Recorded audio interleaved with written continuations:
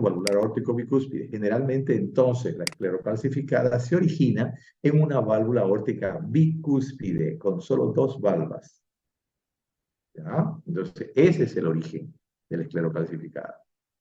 Esta se presenta en el 2% de personas normales y en un mínimo de casos se detecta en la adolescencia. O sea, que el 2% de todas las personas, de todos nosotros, tenemos aorta bicúspide. Se detecta en la adolescencia a veces por un soplo sistólico asociado o no a estenosis hemodinámica. Puede ser que haya cierta restricción a esa edad, ¿no? Y como hay mucha dinámica cuando la persona es joven, pues esa velocidad de la sangre puede intensificar el soplo y ya uno tratar de sospechar de que puede haber algo. Progresando en muchos de ellos a estenosis calcificante del adulto o del anciano. O sea, además de la esclerosis, quiere decir que se endura, como cuando hay una fibrosis, ¿no? Como si fuera un proceso inflamatorio. Además, se calcifica en la edad más adulta. Las formas congénitas no las vamos a ver como en las otras. La estenosis valvular asociada a válvula bicúspide es congénita, pero la vemos por las consecuencias que trae uh, en las personas mayores.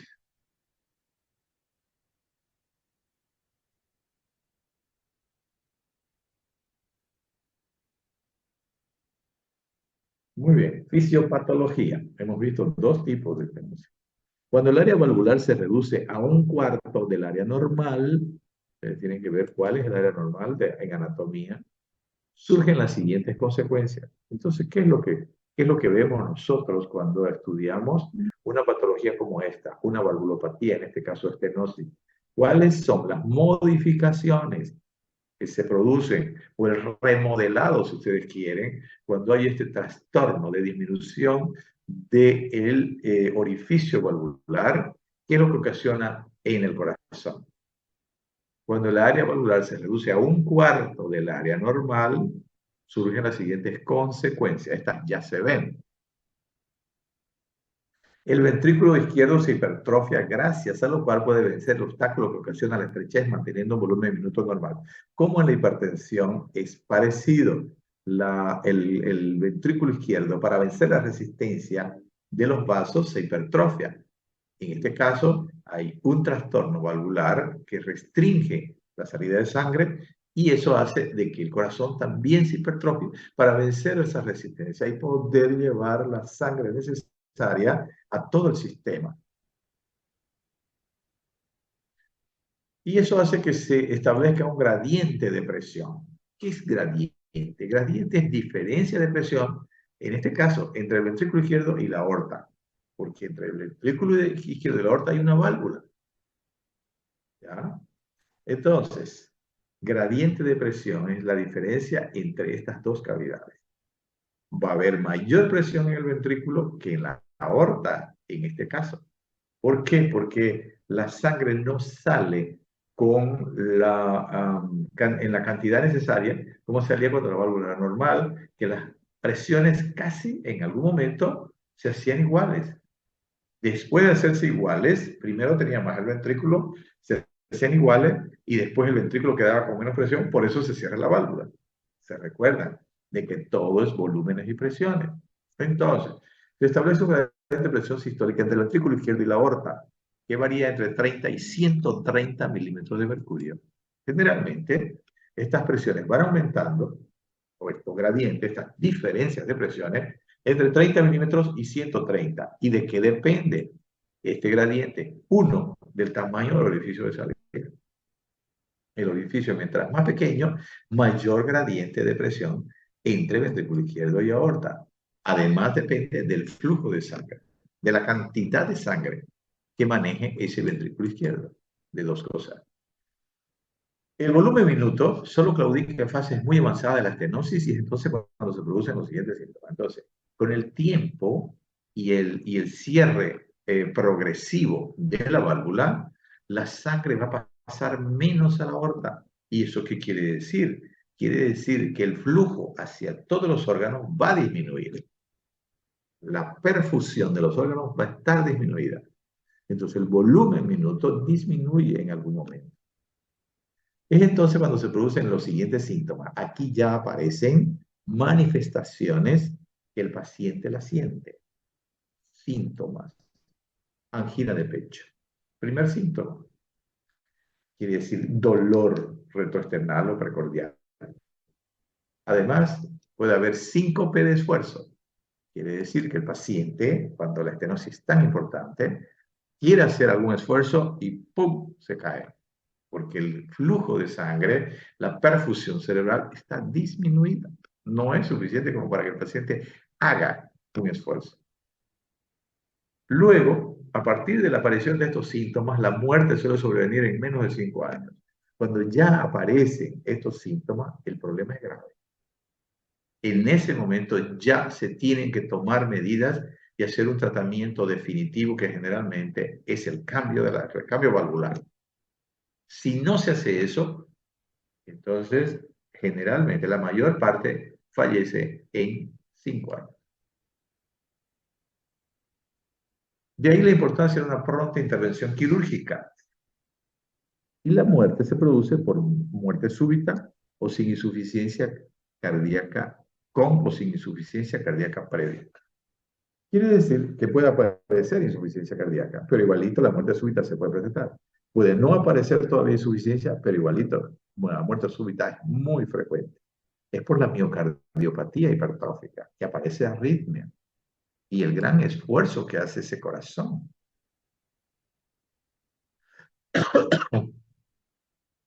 De ahí la importancia de una pronta intervención quirúrgica. Y ya vimos eso. El cuadro clínico ahora. Cuadro clínico. ¿Qué es lo que nosotros vamos a detectar en un paciente que tiene esta patología? Angina y síncope de esfuerzo o manifestaciones de insuficiencia ventricular izquierda con signos de estenosis aórtica de grado avanzado.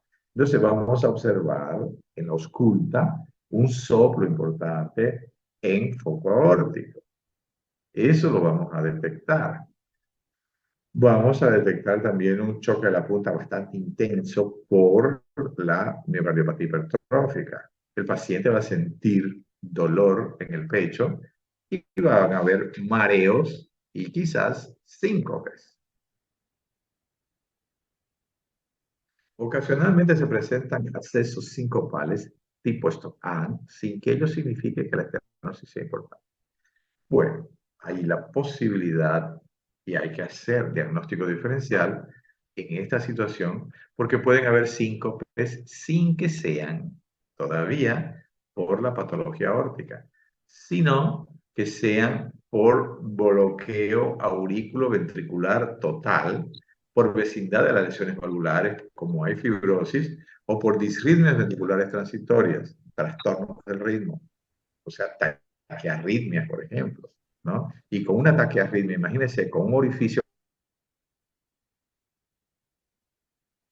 de sangre va a salir, mínimo. En esos casos puede haber síncope también, sin que sea por la estenosis misma, no por las arritmias y también por un bloqueo auriculoventricular total. O sea, 3 posibilidades en esa situación se pueden presentar, pero no tienen una relación tan directa. El pulso carotídeo, ¿cómo es? En la estenosis aórtica pura es pequeño. O sea, apenas se siente el carotídeo, ¿no? Peor el radial. En la estenosis pura es pequeño y se lo llama de parvus, porque es pequeño, es difícil sentirlo. Y es prolongado, por eso se llama tardus. Es uno que sube una onda, permanece esa onda y luego baja. Mientras el pulso es más parvus y más tardus, más cerrada es la estenosis. Quiere decir que sale poca sangre y tiene que demorar la sístole para que el ventrículo más o menos se llene, para que haga la presión, para que se cierre la válvula aórtica. La presión arterial es normal durante mucho tiempo, pero después disminuye. ¿Cuándo disminuye? Cuando ya la capacidad del corazón ha disminuido. La capacidad de contracción me refiero. Una presión sistólica por encima de 180 milímetros de mercurio suele excluir una estenosis grave. Entonces, relacionando la presión arterial con el grado de estenosis, nos dice que si nosotros tenemos 180, 200 de presión en un hipertenso y que tiene estenosis aórtica, lo más probable es que no sea tan severa esa estenosis. ¿Por qué? Ustedes saben que el volumen sistólico produce presión sistólica. Entonces, si el volumen sistólico es pequeño, por supuesto, la presión sistólica no va a ser tan importante. Entonces, por eso es que es una forma de tratar de poder hacer diagnóstico con la clínica. Pero, por supuesto, no es 100% sensible. Palpación. Choque de la punta no desplazado a la izquierda, porque está hipertrofiado. Si hay hipertrofia ventricular, el choque de la punta no es muy elevado, pero sí sostenido y poderoso. ¿Por qué? Porque se contrae y mantiene la contracción para expulsar la sangre. Es muy característico un soplo sistólico alto y prolongado. Esto ya en la ausculta. Entonces, auscultamos foco órtico y vamos a tener un soplo sistólico alto, quiere decir bastante intenso, y es prolongado en el foco órtico, que también se aprecia netamente en los vasos del cuello, o sea, se escucha porque el flujo va hacia los vasos del cuello y ese soplo se escucha en los vasos del cuello, quiere decir en las carótidas, menos en el resto del precordio, o sea, se irradia hacia las carótidas. El soplo sistólico comienza después del primer ruido cardíaco tras breve intervalo. Entonces, el soplo sistólico comienza después del primer ruido. ¿Por qué se produce el primer ruido? Por el cierre de las aurículas ventriculares. Se cierran las aurículas ventriculares, se abren las sigmoideas y empieza a salir la sangre y se produce el soplo. Exceptuando casos terminales con bajo débito cardíaco, el soplo cuanto más alargado es, y al menos con intensidad 3 en 6, más cerrada la estenosis. Entonces, aquí se sacan conclusiones. En casos, exceptuando casos terminales, con bajo débito. ¿Por qué bajo débito? Porque el corazón ya pasó la etapa de hipertrofia y está en etapa de dilatación. Por consiguiente, disminuyó su capacidad de contracción. Entonces, disminuye la presión también. El soplo, cuanto más alargado y al menos con intensidad 3 de 6, más cerrada la estenosis. Entonces, ¿qué es lo importante también en este caso? El tiempo que dura el soplo. Y claro, la intensidad es importante, pero más que todo el tiempo. El inicio del soplo, que alcanza la máxima intensidad en la mesosístole, es más evidente si viene precedido inmediatamente por un clic o chasquido de eyección, que se produce en el momento de abrirse la válvula aórtica. Muy bien.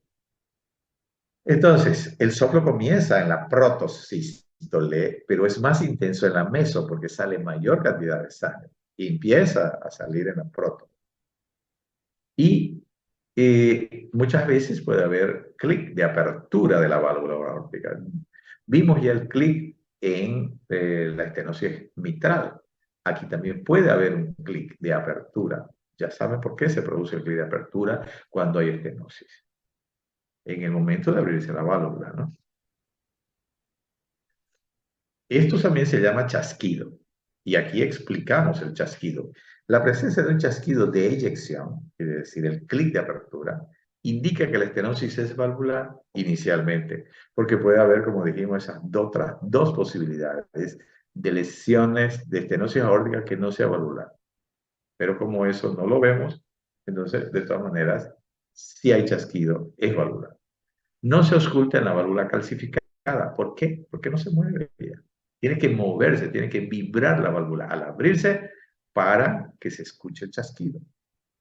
El soplo mesosistólico creciente, quiere decir que aumenta en intensidad, acaba antes del segundo ruido aórtico. Segundo ruido aórtico, el cierre de la válvula aórtica. Cuando este se percibe, lo cual no ocurre si la estenosis es severa.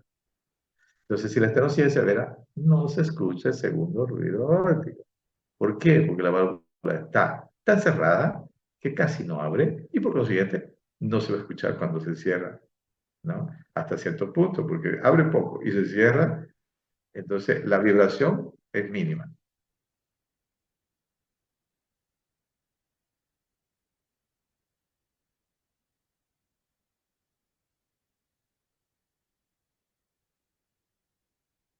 Puede haber desdoblamiento paradójico del segundo ruido en la expiración por sístole prolongada del ventrículo izquierdo. Entonces, ¿qué sucede en este caso?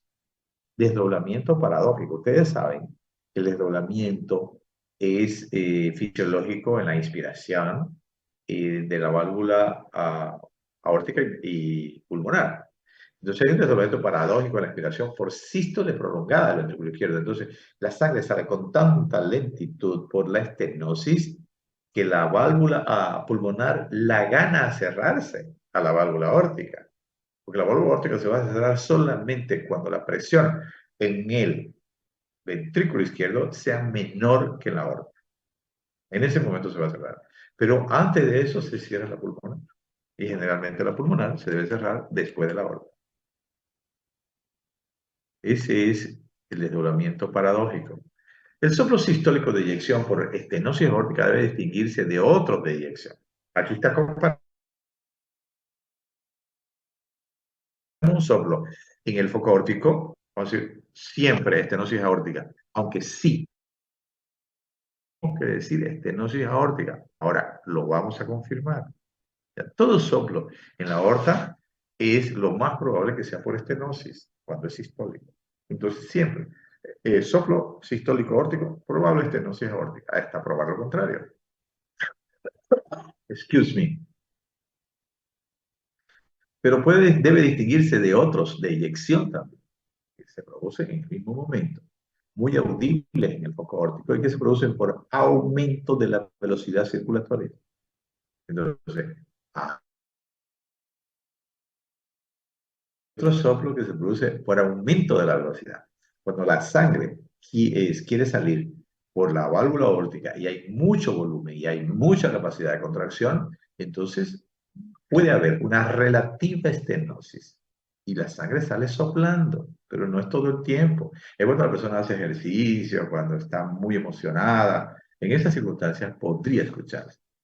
Se produce por aumento de la velocidad circulatoria y o dilatación aórtica. En otras circunstancias puede ser que la válvula, que la aorta esté dilatada y también puede hacer que suene, generalmente cuando hay un ateroma y obstruye el paso posterior a la válvula de la sangre. En general son más suaves, menos intensos y el pulso es saltón. Esas son las diferencias del soplo por aumento de la velocidad con el soplo de estenosis aórtica. Son más suaves, menos intensos y el pulso es alto. Y no pequeño y lento como la estenosis aórtica, verdadera. Además, el segundo ruido, al contrario del estenótico, no está disminuido. En este caso, entonces, son varios factores lo que nos indican que no es por estenosis ese soplo, es por aumento de la velocidad.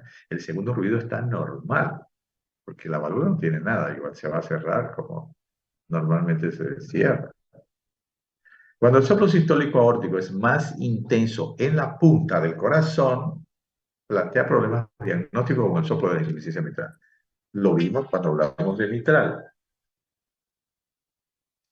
Cuando hablamos de mitral, vimos que también cuando hay un soplo sistólico aórtico y un soplo de insuficiencia mitral, podemos confundirlo. Que plantea problemas diagnósticos. Si la estenosis aórtica se acompaña de insuficiencia con regurgitación, existe un doble soplo sistólico y diastólico. Entonces, cuando hay la doble lesión, estenosis e insuficiencia, vamos a tener un soplo sistólico y un soplo diastólico de regurgitación. Simple. ¿Dónde lo vamos a escuchar el soplo diastólico? Lo vamos a escuchar en el borde esternal izquierdo bajo o en el tercer espacio intercostal izquierdo o foco de R. La presencia de un cuarto ruido cardíaco. En estos casos se puede producir un cuarto ruido. Ya ustedes saben por qué se produce el cuarto ruido. No vamos a volver a hablar de eso. La ausencia del componente aórtico del segundo ruido y un soplo aórtico alargado que casi alcanza el segundo ruido pulmonar, que generalmente se produce después, son tres signos auscultatorios que si están presentes denotan que la estenosis es severa. Acá también está hablando de que la estenosis es severa cuando se produce un cuarto ruido, por otros signos son, ¿no? Cuarto ruido indicativo de hipertrofia ventricular izquierda en este caso. cuando hay ausencia del componente aórtico del segundo ruido. Muy rígida la válvula. Y un soplo aórtico alargado que casi alcanza el segundo ruido pulmonar. Quiere decir que sale con poca cantidad que demora demasiado. Esos tres signos ocultatorios que si están presentes denotan que la estenosis es severa.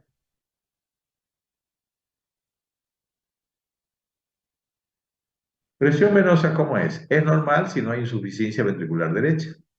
La presión venosa es normal, ya ustedes saben que cuando el ventrículo derecho tiene capacidad de contracción, expulsa la sangre hacia el pulmón normalmente y no se dilata, no hay insuficiencia tricúspide, no entra el sistema venoso a tener algunos trastornos. Entonces, la presión venosa es normal si no hay insuficiencia ventricular derecha secundaria a hipertensión pulmonar. Eso ya lo hemos estudiado. ¿Cómo es el electrocardiograma? Para hablar ya de los exámenes complementarios.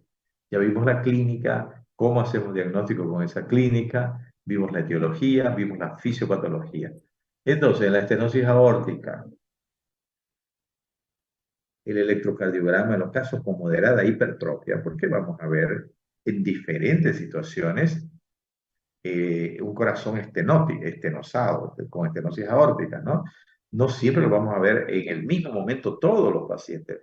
Puede estar iniciándose, puede estar al medio, puede estar ya en una etapa final.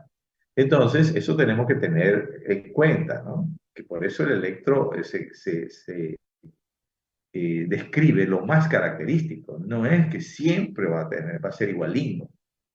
En los casos con moderada hipertrofia, muestra el modelo de hipertrofia y sobrecarga ventricular izquierda. Puede haber estenosis aórtica severa con el electrocardiograma que no muestra hipertrofia. Entonces, el electrocardiograma, ustedes saben que es un examen complementario importantísimo, pero ¿cuál es el factor donde es más sensible para detectar trastornos eléctricos? Este puede tener trastornos eléctricos, pero más es un trastorno anatómico inicialmente. Por consiguiente, todo lo que tiene que mostrar. Así que por eso es que en cardiología no podemos decir, electro normal está bienísimo. No, tenemos que sacar una radiografía por lo menos para ver área cardíaca. Y si vemos alguna cosita que no es normal, tenemos que hacer un ecocardiograma. Y ahí sí podemos decir 90% o 95% de que el paciente tiene tal cosa o no tiene nada.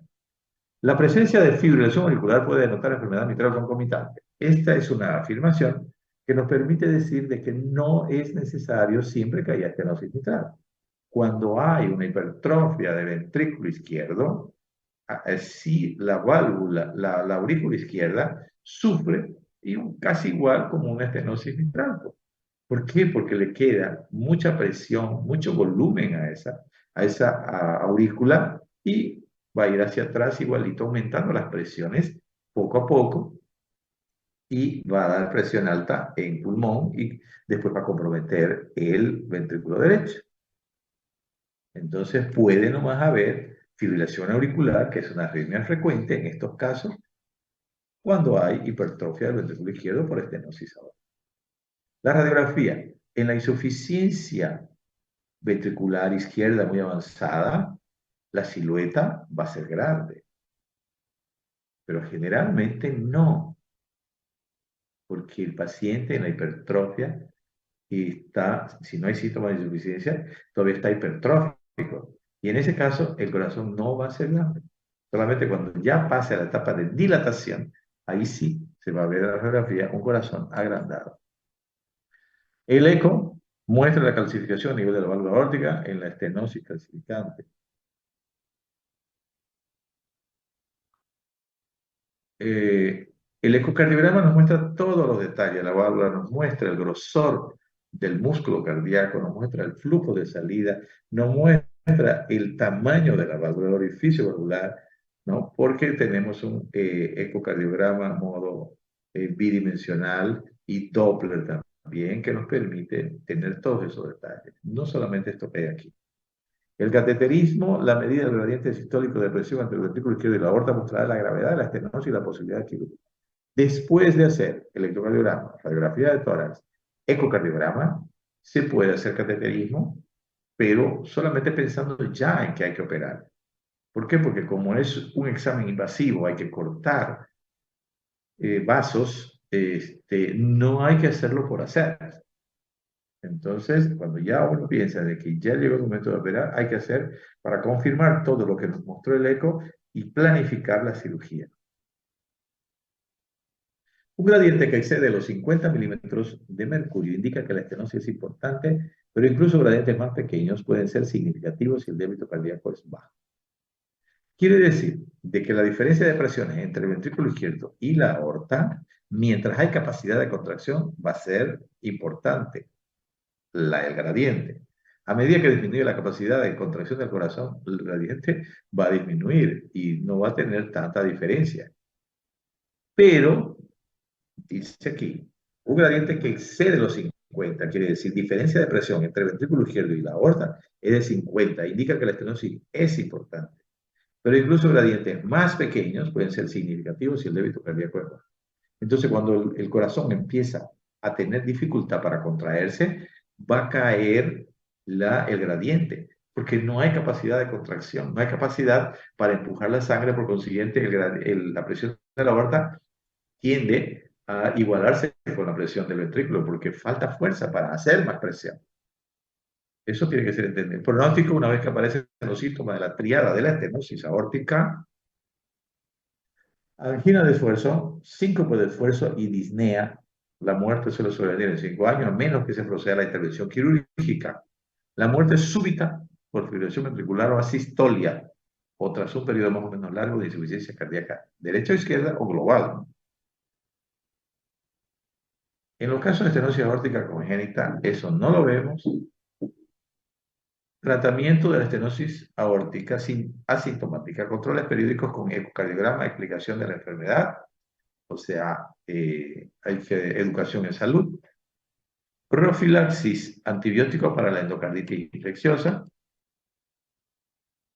En las sintomáticas, recambio valvular. Yo creo de que en las asintomáticas, cuando uno descubre la enfermedad, igualito hay que hacer tratamiento. ¿Qué tratamiento? Podríamos usar beta-bloqueadores para disminuir un poco esa capacidad de contracción tan importante que producen las catecolaminas sobre el corazón y para que no se hipertrofie tan rápido. Por supuesto, con mucho cuidado de no quitar tanto esa fuerza de contracción porque vamos a provocar una insuficiencia de ventrículo izquierdo, porque ya el ventrículo tiene que hacer fuerza sobre un obstáculo. Si le quitamos mucha fuerza, entonces disminuye el gradiente inclusive y vamos a provocar una insuficiencia del ventrículo izquierdo, una insuficiencia izquierda. Entonces, no es fácil tratar estenosis aórtica con medicamentos. Generalmente no se hace mucho. ¿Qué es lo que podemos hacer? Si ya el paciente está con insuficiencia cardíaca, o sea, acúmulo de líquidos, vamos a usar un poquito de diurético. No podemos usar mucho diurético también, porque imagínense, si lo que pasa a la aorta es pequeño, disminuyendo el flujo intravascular, va a pasar menos. Y eso va a provocar la hipoperfusión de los órganos, el sistema renina-angiotensina, para retener más líquido. Entonces, no es mucho lo que podemos hacer en una estenosis aórtica. Si tiene arritmia, por supuesto, parar la arritmia lo más que se pueda, porque una frecuencia cardíaca rápida empeora fácilmente una estenosis aórtica. De ahí que el tratamiento es recambio valvular. No hay otra alternativa. Se puede usar diurético, se puede usar hasta digoxina en algún momento, ¿no? Pero no por mucho tiempo, porque igualito va a volver a tener incapacidad. Y aspirina para tratar de disminuir la posibilidad de coagulación dentro de los vasos.